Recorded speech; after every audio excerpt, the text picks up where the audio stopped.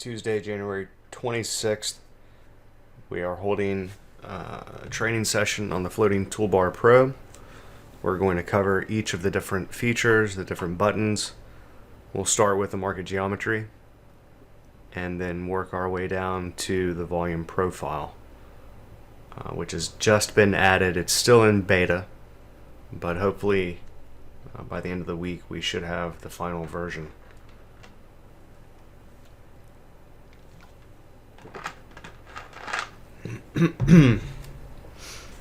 Okay, so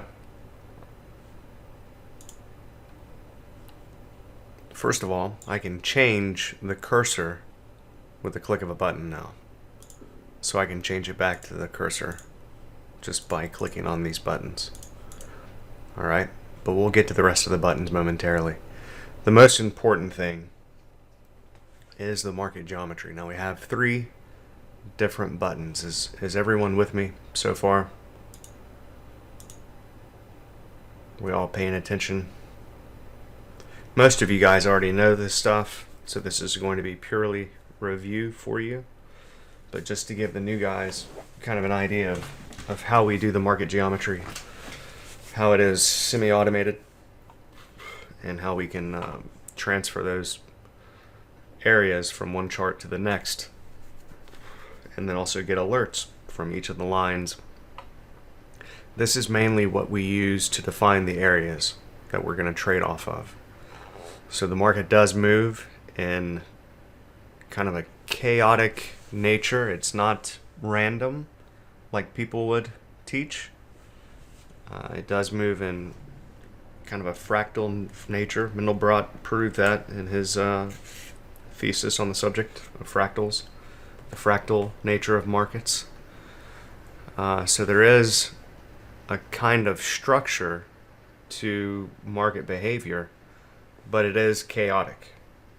And you'll see, if we can find enough examples today, we may not be able to do that today, but we'll definitely do that on Thursday, where we kind of tie all of this together and look for specific setups. You'll see that the market does move in channels, and it respects these areas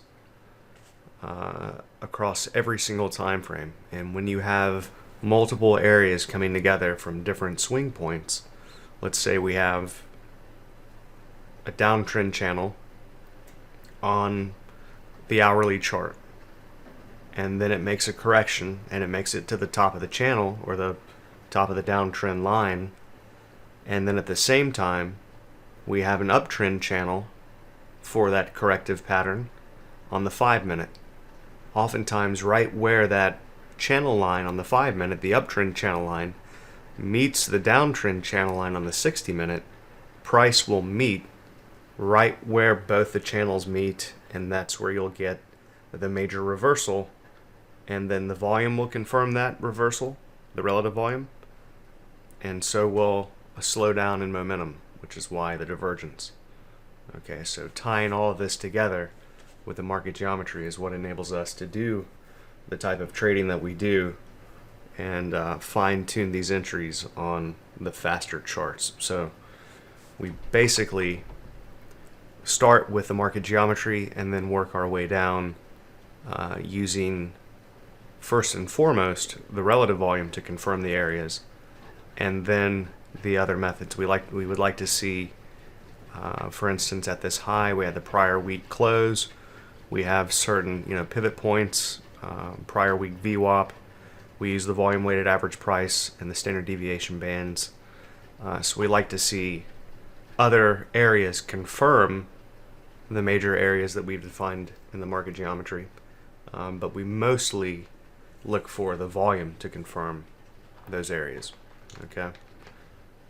Gary is asking, which version should the members have access to? Gary, are you a total package member, or you just own the toolbar? You'll have this version momentarily. You own the full suite. You don't own the total package. You own actually just the indicator package. So you didn't buy the Bloodhound templates, correct? I believe I just looked that up a little while ago.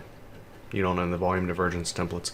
You'll get it in a couple of days. Yeah, I know you have Bloodhound, but you bought the least expensive package when you purchased, so you didn't get the free month in the trading room and all of that. I'll have the new installer made for everyone else once it's finished. Right now it's in beta, so I've only allowed the guys that have free access to the first month of the trading room to have it today. So you'll have it within the next couple of days. And the only difference for you is the volume profile. Alright, so we have 3 buttons for the market geometry. We really have 4. Okay, so the first one gives us the ABCD projection. I'm going to stop looking at the hip chat and I'm going to stop answering questions so I can get through this. So we have the 3 main buttons. Alright, the first one, let's see if we can find a better area to start with here. Let me find a good ABCD corrective pattern. I'm not sure that I'll be able to find one exactly right here. Well, let's see if this is close enough. So Elliott Wave would teach the corrective patterns in an ABC format, right? So A, B, C. As all of you guys know, anytime there's something new created, and I'm sure it's going to be happening to me within the next year, anytime there's something new created, there will be 10 or 12 other people that come along, repackage it, rename it, and make a couple of changes to it, right? So we get corrective patterns, we get wave patterns, all this stuff to do with waves and labeling and pattern recognition, stuff like that, from a man named Ralph Nelson Elliott back in, I believe he started writing, I believe, back in the 20s and then finished most of his work in the early, I think it maybe late 40s, and then died before he could complete his last work. But he's the one that introduced us to Fibonacci analysis with the markets, and he proved that it worked, on charts back from 1880, 1890, 1910. So for people to nowadays say that Fibonacci is a joke, it only works because it's a self-fulfilling prophecy because so many people use it. Well, what about when Ralph Nelson Elliott wrote the book on it, and he's showing example after example after example before anyone had ever even considered using it? Was it a self-fulfilling prophecy back then? Or is there some kind of, governing factor to the markets and market behavior? And is there really such a thing as typical patterns that repeat that you can take advantage of? So that's the thing. What happened was, after Prechter and Frost came out and rewrote the Elliott Wave stuff, made it a little better, refined it, and all of that. Then you have guys like Larry Pesavento that comes out, starts doing his own thing about Fibonacci and pattern recognition, taking most of his ideas from another book called what was it? The Gartley book, right? It was a book that they sold for about $2,000 back in the 60s. Okay, so that would be like, what would that be like? That would be like a $25,000 book today.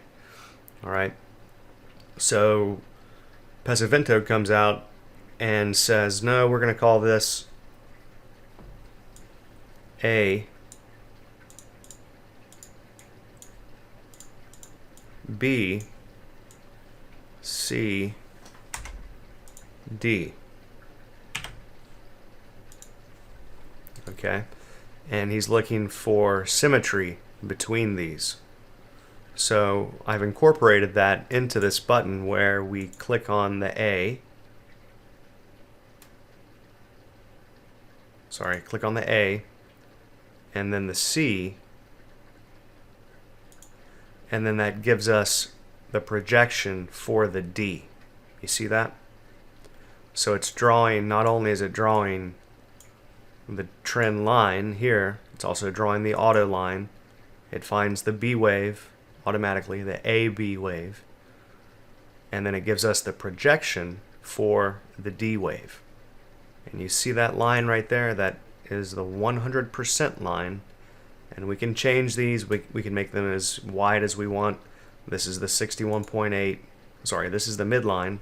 Let me just delete that. This is the 61.8. I can delete that. This is something I've incorporated for timing. This would be the DE line. Okay, and then this is the 138.2. You can use a 1272.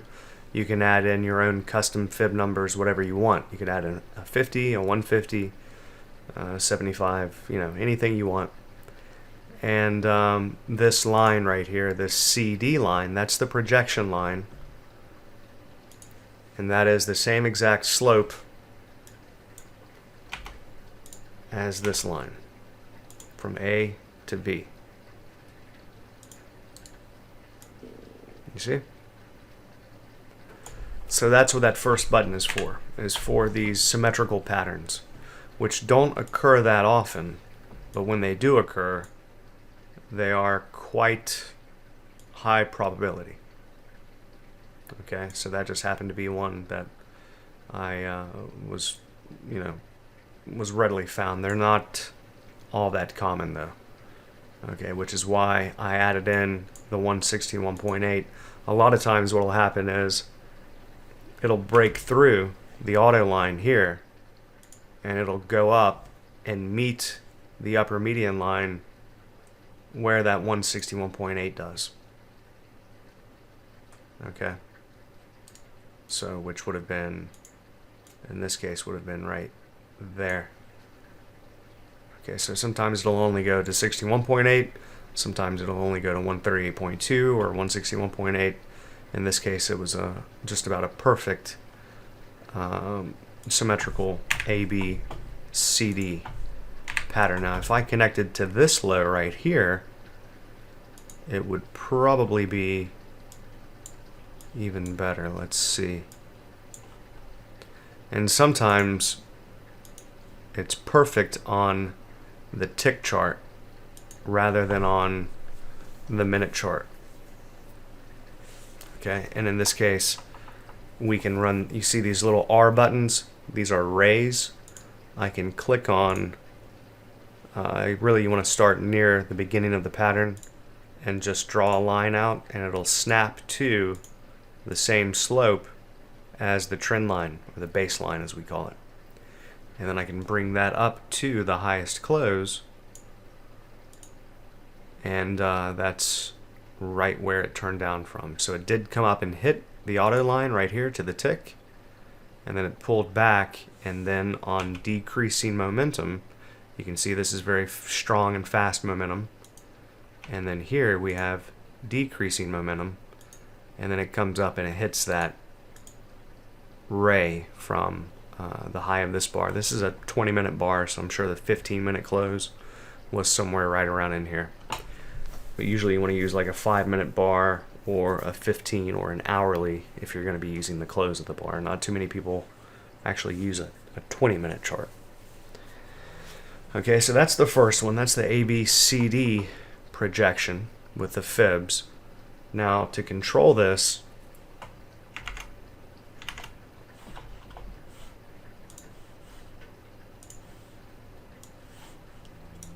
we have the toolbar on a chart all by itself on its own workspace. Hang on one second. Okay, is that too loud if I have the window open, you guys? Can you hear the rain? Yeah, that's too loud, way too loud.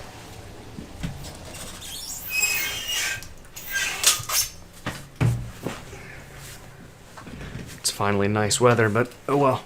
So anyhow, to control the size of those fibs and which fibs you're going to be using, and the pin, the width, the color of those lines, that's all right here on the toolbar. And we keep the toolbar on its own chart, on its own workspace, so that you don't start adding it to every chart. I've seen people do that I don't know how many times, even though I've told them, dozens and dozens of times.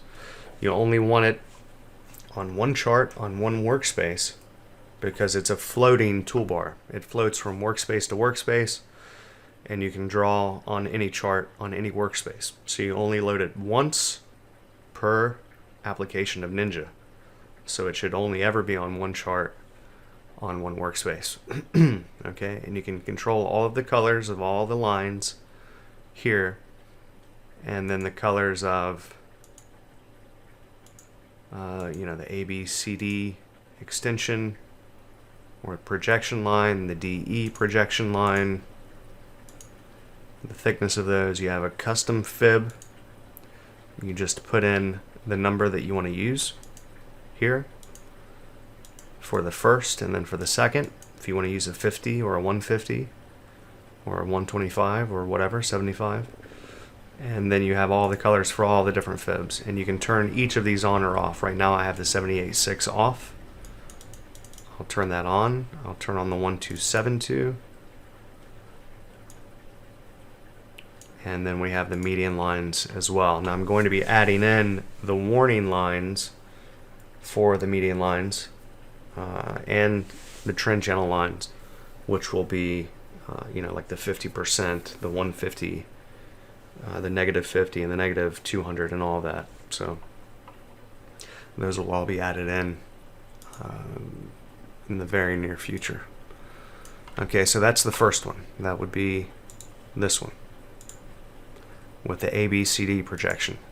Now the second button draws just the median lines and the fibs, which would be this one right here. Okay, so I click on one low, then click on another,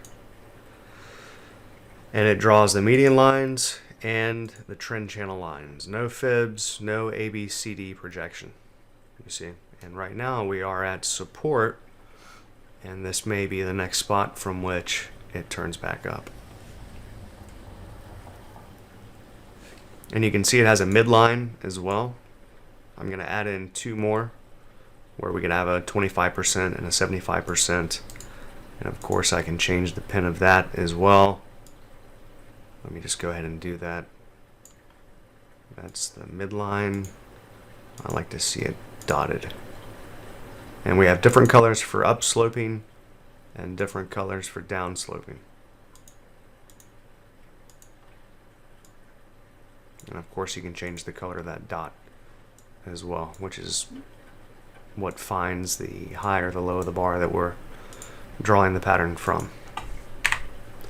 Okay, and then of course the last button draws only the trend channel line. Okay, and what happens here, as you can see, once price breaks through, remember this is the auto line, this is the trend channel line, that's the one that's found automatically. Okay, so when I draw this in, whoops, if you drag it off the chart, it will stop drawing. So if you're in the middle of drawing a pattern and you want it to stop, you just drag it off the chart.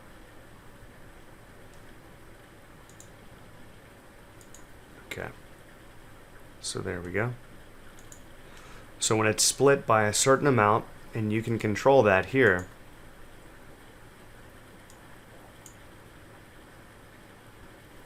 how much for an auto line break? 90% of the average true range, so 90% of the average bar size of the past 100 bars, or you could make it split by number of ticks. Okay, so you could set that however you want. And we have a maximum number of allowed splits. In my case, I'm using 5. You could set it to 50 or however many you want. So when it's split, it will find the new low and begin drawing after the number of bars that you've allowed here, which is the split bars. So after 4 bars of not touching, after 4 bars to the right of a new low, it will begin drawing a new auto line.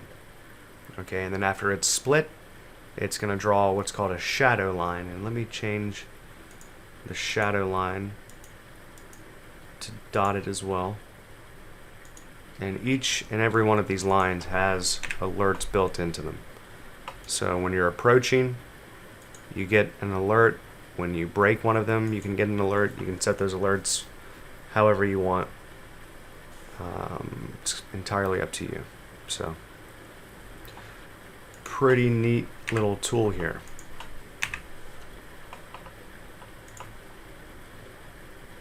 So as I was showing you a moment ago, we had these two R buttons. We have one R for array. This is the array for the baseline, for the slope, same slope as the trend channel. And then this one, the RP, is array for the pitchfork. And if I start drawing near the beginning of the pattern, I just do 2 clicks. You see that? So I click once near the beginning of the pattern, and then drag it out, click again, and it will snap to the same slope as the median line. And then you can move that into place. Let's say I wanted to draw one from this swing high right here, or this swing low, or this swing low, whatever. You can copy that one, paste it, and then move that one into place. Let's say I'll put it right there, so that if we come up, we could potentially use that as resistance as well. If you study any of Tim Morge's stuff, he's done a lot on the Alan Andrews course. The median lines were developed by a man named Alan Andrews, and he did a course, and there are still a few people around that have taken his course that teach. Timothy Morge is one of them. He's got a website called marketgeometry.com. You'll see him use these, what he calls sliding parallels, quite a bit. And when we have a more thorough class on the market geometry, today is just kind of an overview of how the toolbar works and the different functionality. When we have a more thorough class on the market geometry, and that'll be for that'll be for members only, then we'll go into more detail about sliding parallels and all the different things that we look for when it comes to the market geometry. But you can also apply alerts to any one of these lines. So if I were to draw one of these sliding parallels, then I can click on this A button right here, and you see how it highlights that box. I can click on that box, and now we have an alert applied to that line, so that when it's touched, I get an alert in the alert window and a sound as well. And I think I'm going to add some kind of a pop-up as well. He asked me if I wanted to do that. I said no, but it seems like a lot of people would like that feature. I thought it would be too much, but we'll have that option in there as well. Alright, so that's it for the different buttons. We can go over some different examples of how to use it here in a little bit, but I want to get through some of the functionality. Today's the last day that I have to move all of the rest of the stuff out of my old house, so I really need to kind of get through this stuff quickly, and then we'll go into more thorough examples on Thursday. Okay, but you also have the different drawing objects that Ninja provides you as well. So when you right click on the toolbar, it opens up this user interface, and then you can use any of the different standard NinjaTrader drawing objects, the line, the extended line, the ray, the horizontal line, any of this stuff. You could add all of it or as little of it as you want. If I want to add the triangle, I click on the triangle, click on the left arrow, and then it adds the triangle here. I can make 12 columns now, and then I can move these around. So I can take that triangle and move it up. You see it moving here. Move it back down, and then finally just remove it all together. And I'll remove that dot as well. And take this back down to 11. And I can change the size of the buttons. Make them as large or as small as I want. I think I'm going to let him make it. Yeah, you see the market is turning right back up off of that trend line. That's what I was just talking about a moment ago.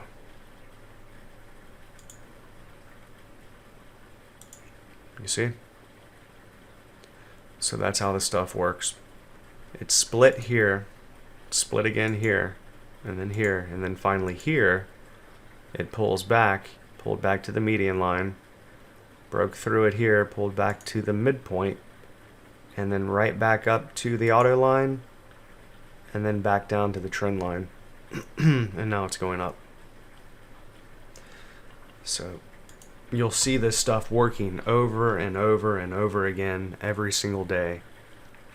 You know, if you're not a believer yet, you definitely will be by the end of the week. Maybe if not by the end of the week, then you know, if you invest in the program, you'll definitely see this stuff come together every single day.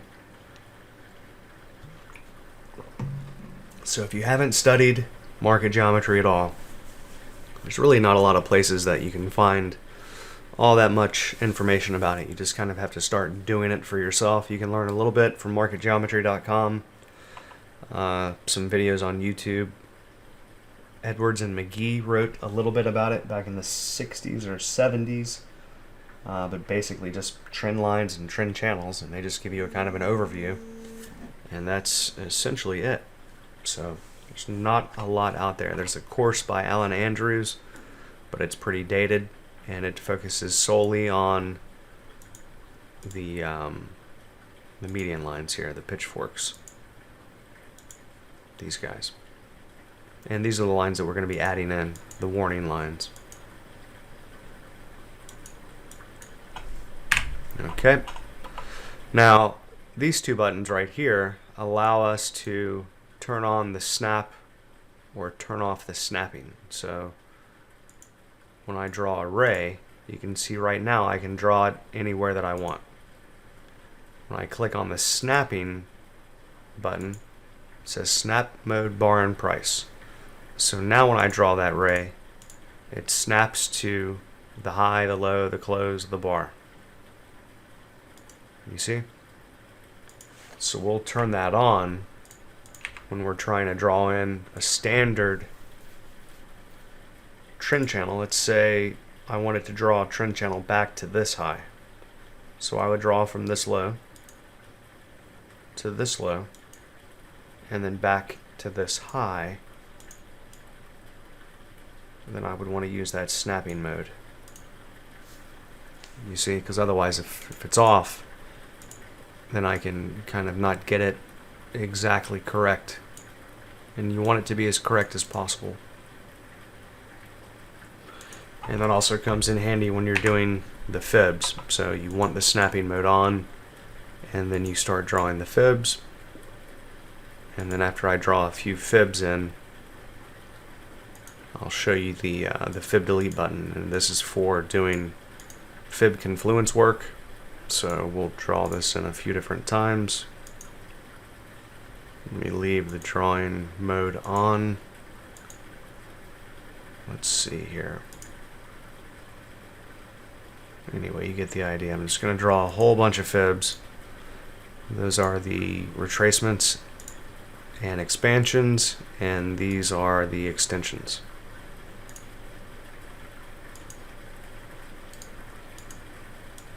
And you can see we moved up exactly 100% of this move.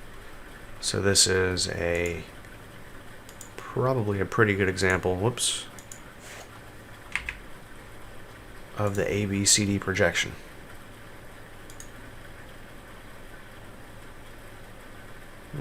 See, it just barely breaks the baseline right there. So it doesn't quite work out so well. So when the baseline is broken, as you can see here, it was broken by just a little bit. then it stops drawing the pattern. Okay, I can change that though. I can set that to, let's say I'll set it to 300%, so 3 average bar lengths. And then I draw it. Now it's not broken.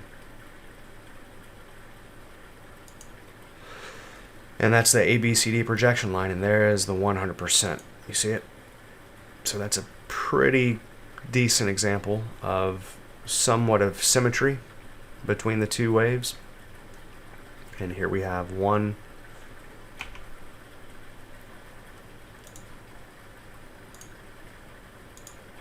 2, 3, 4, 5.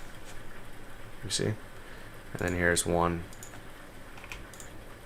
2, 3, 4, 5.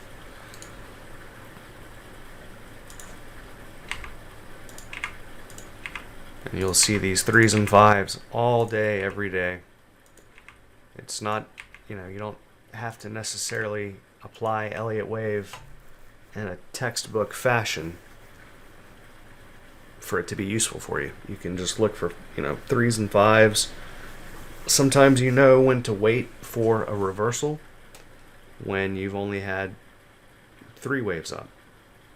Sometimes you know that, well, chances are there's probably going to be another wave up, a 5th wave up, and that'll keep you from getting in early a lot of times. I can't tell you how many times it's helped me, waiting for that end of the pattern, that 5th wave.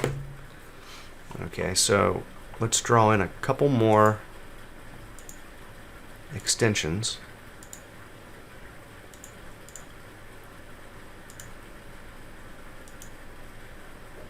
And then I'll start doing the fib delete button. And there's the 161.8 to the tick right here of this wave, and I'm sure we have a 61.8 of this wave. No, not quite. Not quite, but we do have overlap up here. So the next thing I would want to do would be delete all of the lines that are not overlapping. Yeah, Don, it's ridiculous, but this is how you do Fibonacci confluence work. So you just start deleting all the lines that do not overlap. Anyway, I'm just showing you what you can do with the tool. I don't usually get this carried away with it. I'm just giving you an example. You see how I'm quickly deleting each one of these fibs just with a single click?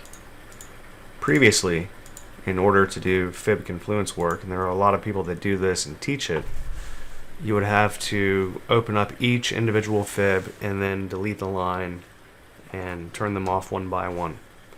So with this, you just click on it and you're good to go. One click. But you have to click on that little red button, which essentially is like it kind of acts as a, how would you say that? It kind of keeps a one click on. So for instance, if I were to start drawing another drawing object while that red button is depressed, let's say I start drawing this ray here, I will have to click once and hold down and then let go to finish drawing it. Okay, so I click once, drag it, and then let go would be like the second click. So that's what that red button does. That's why it allows us to delete time and time again.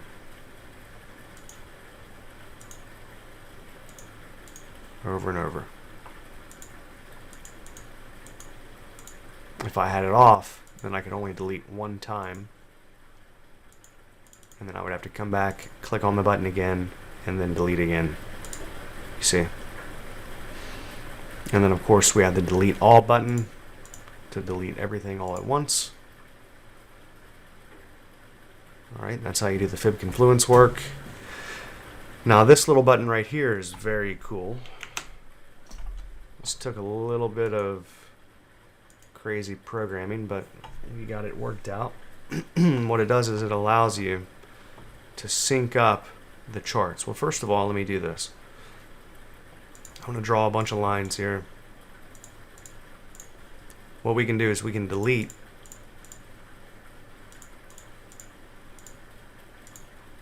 everything from every single chart all at once with one click. That's this red X right here. So I click on the red X, then I click on any chart, and then it will go through and delete every single drawing object on every single chart on this workspace. So that's really cool. Saves me a lot of time in the morning when I'm starting fresh and redoing, you know, all of the charts and doing the pre-market routine. And it takes a minute. So it just went through about 12 different charts and deleted all of the drawing objects from all of those charts. Okay, so that's a pretty cool little feature. And we've gone over the snapping, the fib delete button, the alerts, so you can draw in, you know, any line, click on the alert, and it'll highlight whichever line that you can add an alert to, and then you click on the alert, and when that line is touched, then you'll get, let me just delete it, then you'll get an alert. So this syncing button right here, I click on the S, click on the chart. It adds this little S up in the top right. Click on the S again, click on this chart. Now we have what's called synchronized scrolling. And Ninja is one of the few platforms that doesn't have this feature built into it, and I don't know why. It's quite ridiculous, actually. So this makes manual backtesting so much easier. And let's say I want to see here we had a really good and strong reversal on what? On volume divergence. So I want to sync up all the charts. I can bring over a 1 minute chart. Bring over that 1 minute chart. Sync all these charts up. And now, let's see, let's go back and find it here.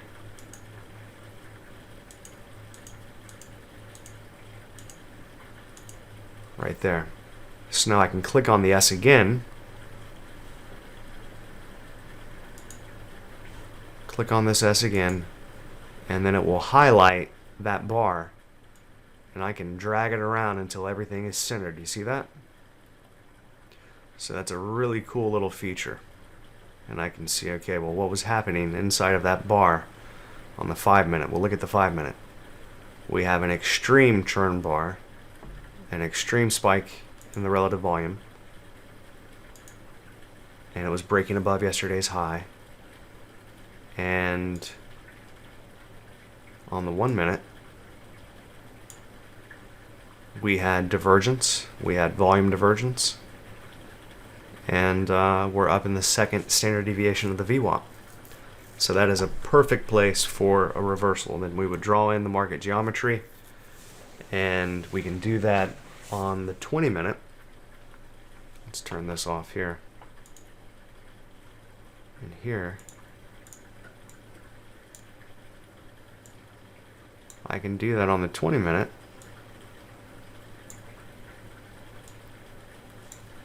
And it'll show up on this 5 minute.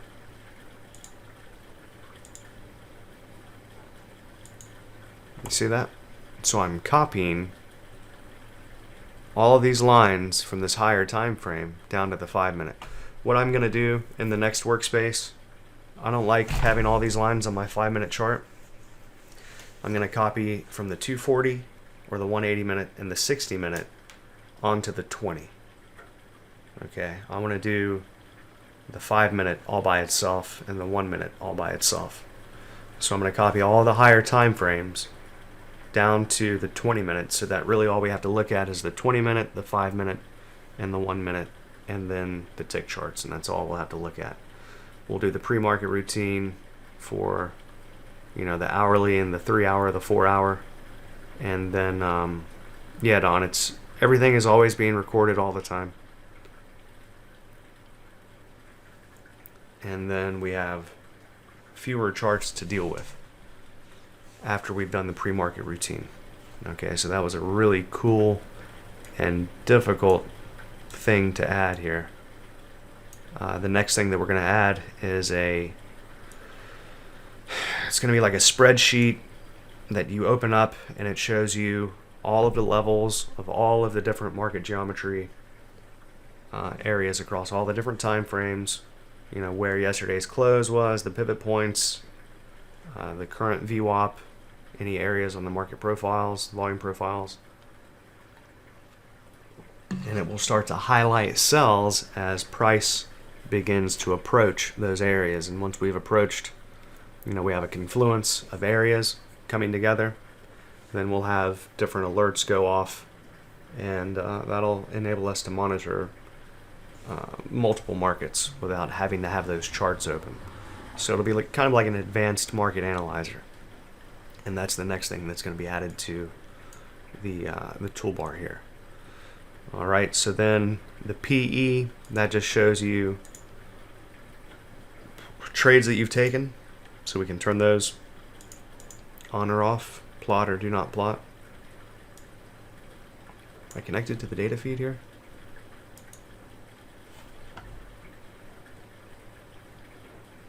I took a trade in,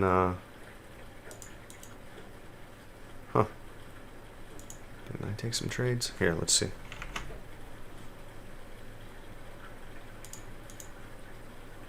Okay, it's in crude oil.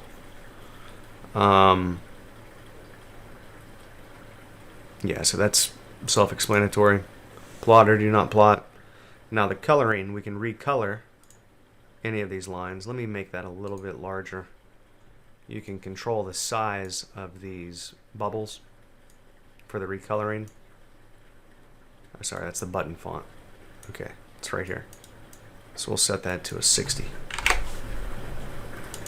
So now, you see how big the bubble is? So if I click on that, it'll turn these lines purple. And if I want to change any of these other lines to white, I can click on that, change it to white, change this to purple, so you can recolor on the fly. And if I want to hide all of the drawing objects on the chart, every single one of them, then I right click on this H and then left click on the chart, and it hides everything, puts a little button up here, and then I click on that and they all reappear. Now what's cool is you can do that with anything. You can do that with the pitchfork. So I'll left click on the pitchfork now, and then I'll right click on the pitchfork, left click on the chart, and it hides the pitchfork, and it puts a button up here. And I click on that button and it brings it back. I can do that with array. Right click on it, left click on it, bring it back. So that's a really cool little feature if you're trying to do, you know, screenshots and you have too much stuff on the chart. You can hide as much as you want. Now to the volume profile. This is the coolest thing that we've done yet. So a lot of different ways that you can change the look to the volume profile. This is the TTP volume profile tool here. So you can change the bar color, which is the base color and the color of all of the different buttons that you have on top of it. You can change the outline of the box. You can show, you know, the high and the low of the profile. The low volume node, we're only marking one low volume node, and that is the low volume node of the value area. You can change the pin of the point of control, pin of the value area, the volume cluster, and you can set the percentage of the volume cluster. Here I have it set to 34. Some people might want it set to 30. Some people might want this set to 68. You can control that. The control panel pop-up, you can make that automatic so that when you hover over the profile, the controls will pop up above it. I like to have it button controlled so I can hide it or show it if I want to. Historical box side. So you can, when you're drawing a range profile, you can flip back and forth if you want to show it on the left side or the right side. The real-time box, you can show it on the right or the left, and I leave that button controlled. You can set it to right side or left, just like you can here, right or left. Let's see. This is for the size of the lines. So when I draw the lines on here, let's say I draw a profile from right here. I'll draw a real-time profile. So I'll click this little up arrow, and then the point of control percentage, it's taking the point of control and drawing that all the way out to the edge of the profile, edge of the box. Alright, if I click on that again, it makes it a fixed number of pixels, which is set, let's see, where is that set? I think it's just automatic based on, where did you base that on? I think it's just automatically like 100. Yeah, I think it's just 100. Yeah, here it is, 100 pixels. So now it's 80 pixels, 60, 120, 140. You see? You can control the size of the box. So these lines come out 750 pixels by default. And you can set those however you want. Okay, now when you click on this button right here, it controls whether you want to show the numbers, you know, the prices.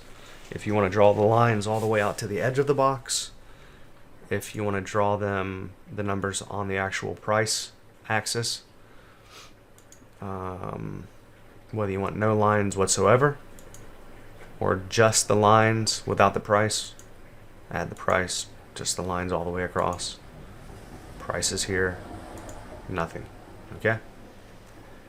Now, if you want to show the VWAP and the first and second standard deviations, you can click on this VWAP button. I think right now we only have the first standard deviation. We need to add the second and the third. You can change the pin of those, you know, the color, whether they're dashed or dotted or whatever. I'll just show. Okay, this is the value area. We're marking the value area high. The value area high with the low volume node of the value area and the volume cluster. So it's marking the high and the low of the volume cluster. Now it's doing nothing. Now it's just the point of control and the volume cluster. Now it's just the value area high, value area low. And now it's all the lines. Okay, and you control the VWAP separately. Okay, and then this marks the high and the low of the box. If you're drawing a profile for the pre-market, you know, the overnight, then you can determine whether you want to show the high or the low with the prices. Okay, now this is what's cool. This is the volume weighted average price as a moving average. Okay, I'm going to add in the bands as well. We're going to do the same thing for the value area. You can see it added support, acted as support right here, and it will probably do so again if we come down one more time. If I drew another profile, let's delete this one, from where it acted as support right here, then I bet it acted as support right there as well. Let's see.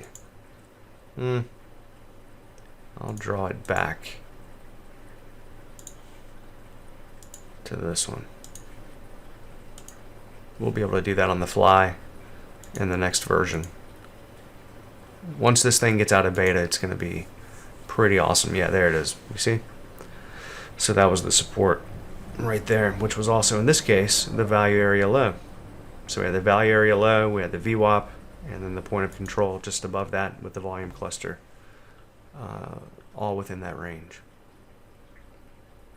Okay, and then this button shows us the volume cluster of every one of the bars. And I'm going to change the way that it displays a little bit. I want to be able to change the colors and the way that the box looks. I think it's a little bit kind of bland right now.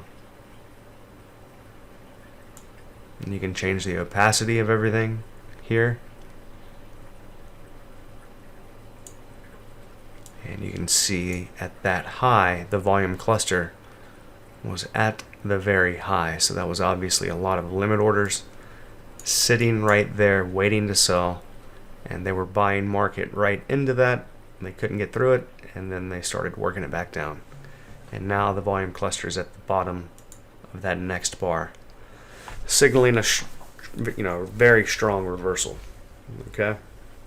So any questions up until this point? Of course, you can flip back and forth, whether you want to show the profile on the left or the right. Do we have any questions? Probably a lot.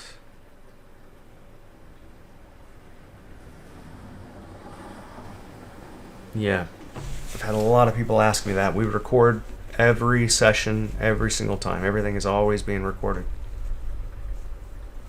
So the value area is the 70% of the most volume traded within the profile. So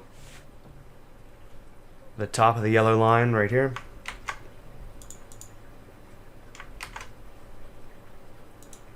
to the bottom of the yellow. If all of this volume is 100%, 70% of the volume is within this range right here. Okay, and the top 30% of the volume is within this cluster range right there. So that's where the majority of the volume traded, the top 30, and this is the top 70%. Yeah, I'm going to port everything over to Ninja 8, and that comes as a free update for current owners. All the current owners will receive the free update for Ninja 8. So typically with the value area, depending on whether it's a normal distribution or not, if it's a normal distribution, the value area low and the value area high will act as support or resistance. Probably the end of March, sometime in April, it'll be ready for Ninja 8. Yeah, it's similar to OFA's in that I've incorporated the volume cluster, but he's doing his a little bit differently. He's doing his volume cluster around the VPOC. Mine is just completely independent of the volume point of control. So it's the top 30%, and you can set that to whatever you want. Okay, but the difference between this and any other profile, I mean, there's so many different profiles out there. They're all, they all do the same stuff. Some have a couple of different features. But it's, there's nothing new to this stuff. What we've done with it is we've made it to where you don't have to load the data for the entire length of the chart. I'll show you something here. And this is for debugging, but I can turn this cache off, and the caching helps performance as well. We'll go over some of these different performance features here. I turn the caching off, and what it will do is it will show me how much tick data was loaded to build that profile. It just takes a little bit longer to do it. You see this little magenta line at the bottom? So it's showing me how much tick data was necessary to build that profile. Ninja can't take data bar by bar. it has to take data session by session. So if we're only drawing a profile for 5 minutes, it's got to bring in the tick data for that entire session. Okay. Bill is saying OFA has this in each bar. Bid, ask, volume, and price, point of control, volume clusters. Yeah, I'm not doing the bid and ask volume. That's not necessary at all. It's overkill. And it's really a strain on Ninja. So yeah, I'm doing the volume cluster for each bar as well, but I'm not doing the bid ask data. It's not necessary for what we do. If you're doing scalping, it can help you, but we're not focused on scalping at all. We're focused on maximizing reward to risk and catching some of these bigger moves. So this is for debugging. If occasionally you guys see that there's some data missing, I want you to turn the caching off right here. Turn the caching off, draw that profile again, and take a snapshot of this and send it to me and see where the volume stopped. Where was the last session where it started or ended loading the data, depending on whether it's a range select or an updating profile. But I think it's pretty close to being bug free. He had to do some really interesting stuff with the way that we spliced the contracts together, the way that we merged and back adjusted the contracts. Apparently most people have not been doing that correctly, and he's done some pretty interesting stuff with that. So we have just a 100% fully accurate profile. Now what it does is, after the granularity is not as necessary, meaning that once we have 5 or 6 days within a profile, we don't necessarily need the 100% precise number of contracts that traded at every single price. So rather than loading a 1 tick chart, we're loading a 1 range chart, and that's splitting up the volume between 2 ticks. Okay, and it's very hard to tell the difference between a 1 tick and a 1 range on 4 or 5 days of data. So here you can set, and this is for performance control. So it's to aid with performance. So this is the most efficient, fastest volume profile available, and you can draw it on any chart, on any time frame, on any instrument, on any workspace, all with one button. Okay, so switch to performance mode. This is in hours. So after 24 hours, it will switch from a 1 tick chart to a 1 range chart. You can set that to 48 hours. If you want to use purely tick data for the entire length of the chart, you could set it to 1,000 or whatever. But I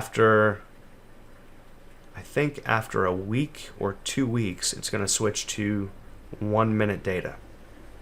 All right, and that is so that we can actually draw on the daily charts as well, or a 180 minute chart. So this is a 180 minute chart. I have the caching turned off. Let's just turn that back on so it's a little bit faster. Oh, whoops.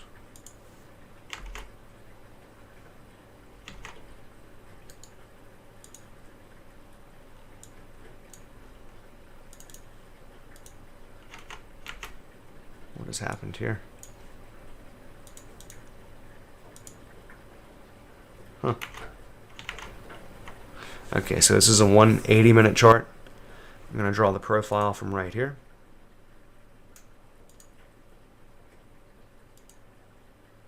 So after so many days back, it'll start to use 1 minute data as opposed to tick data.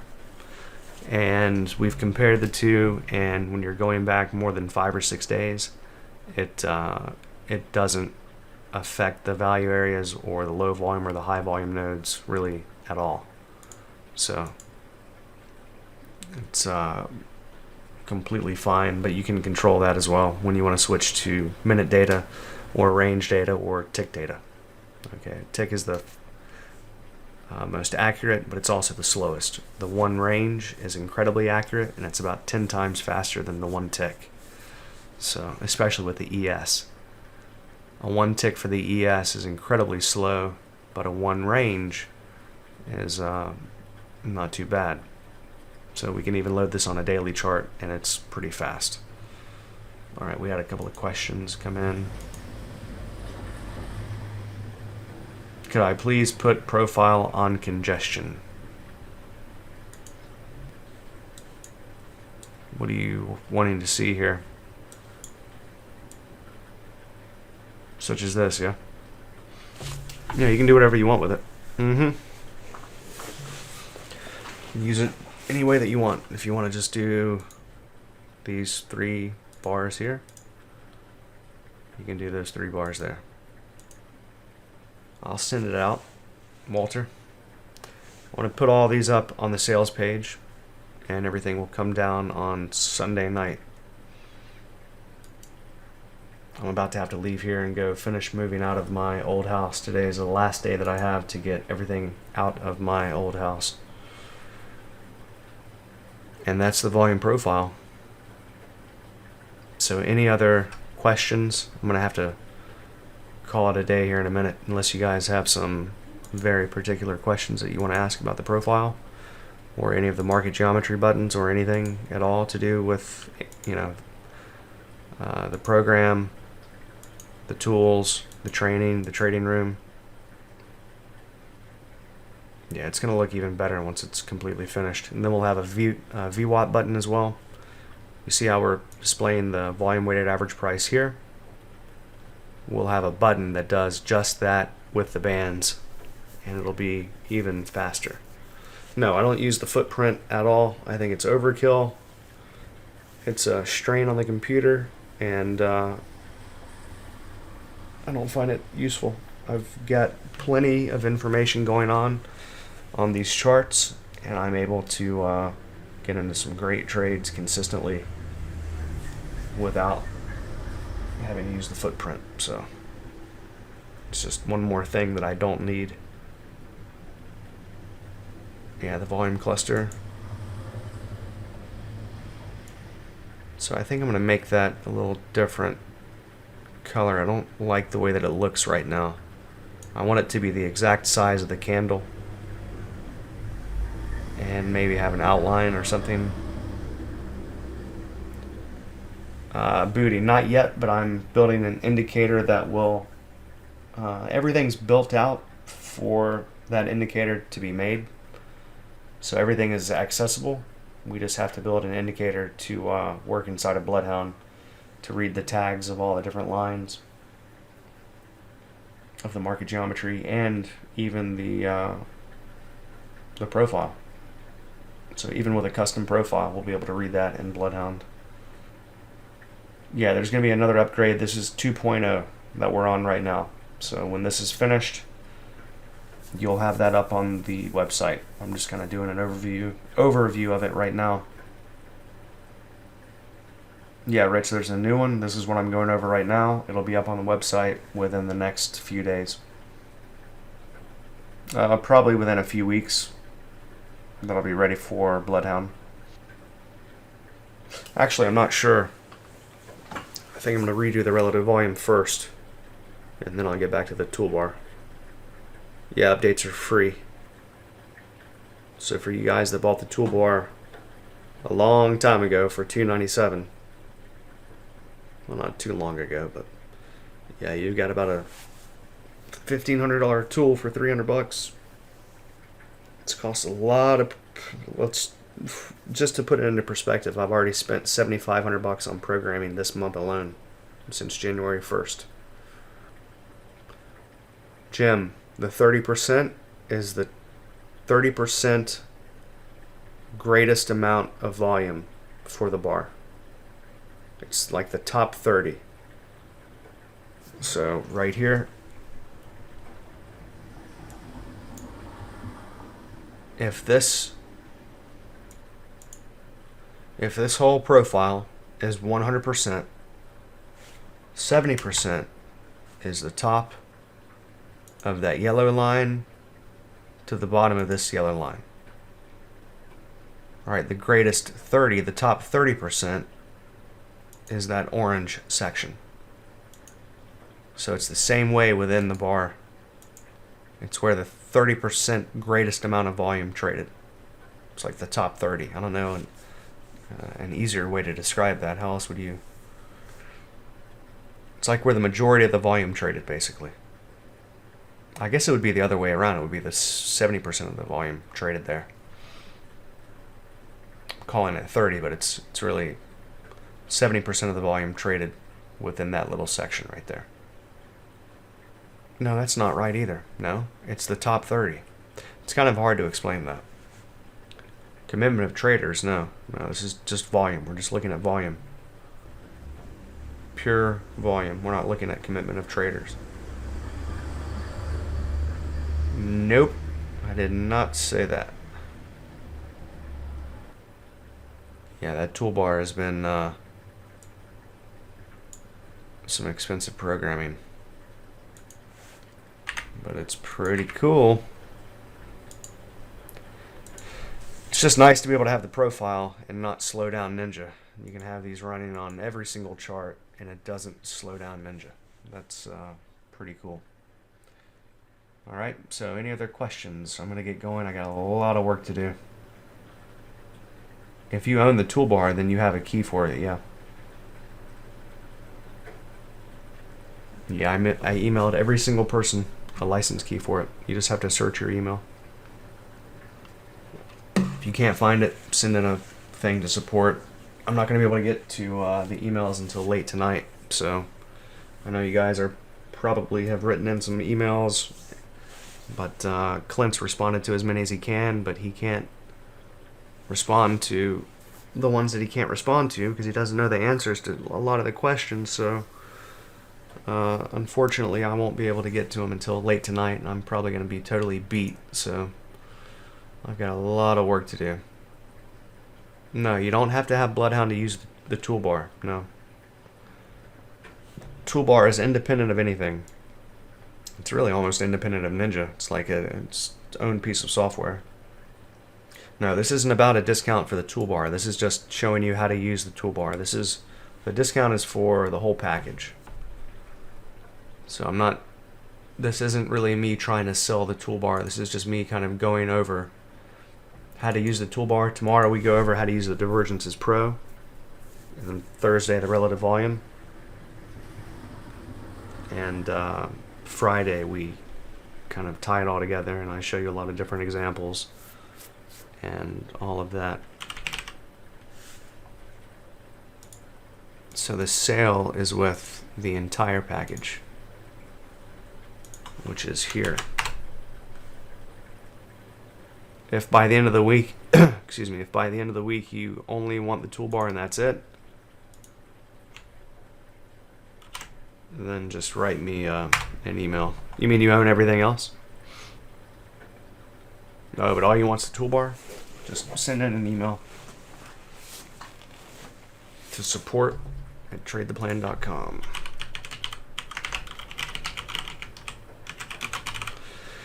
And then the next time for the members, we'll go into more detail about the market geometry. And then we'll probably have about a 2-hour class on the profile one day.